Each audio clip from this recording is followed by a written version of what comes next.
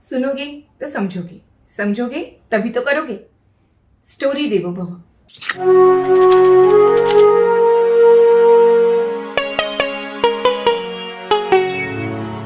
एक विदेशी कपल थे, हस्बैंड एंड वाइफ।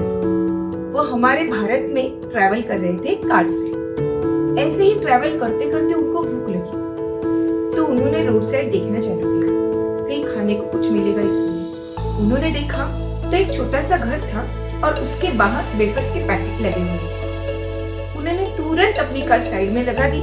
वो गाड़ी से उतर गए और उस घर के पास गए। वहां से उन्होंने 2 वेफर्स के पैकेट लिए और वहां पे जो एक औरत बैठी थी उसको कहा 2 चाय दे दे, और फिर से गाड़ी में आके बैठ गए। बहुत देर से वेफर्स खा रहे थे, तो उन्होंने कहा चाय को बहुत लेट हो रहा है, शायद से हम जाके पूछते हैं।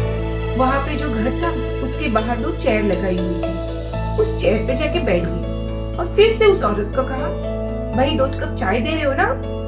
तभी वो औरत 2 चाय लेके बाहर आई और उन्होंने उनको चाय दे दी। थोड़ी देर के बाद उस विदेशी कपल ने पूछा, कितना हुआ? तभी उस औरत ने कहा, हाँ साहब 20 रुपए हुए आपके। तो उस विदेशी कपल ने पूछा, ऐसे कैसे?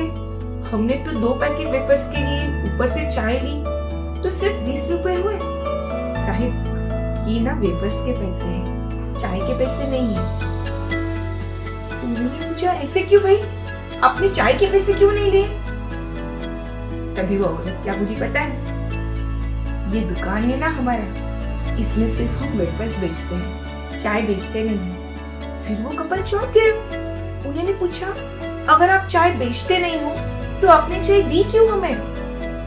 साहिब आप बाहर से भारत में आए, हमारे घर आए, तो आप हमारे अतिथि हो गए।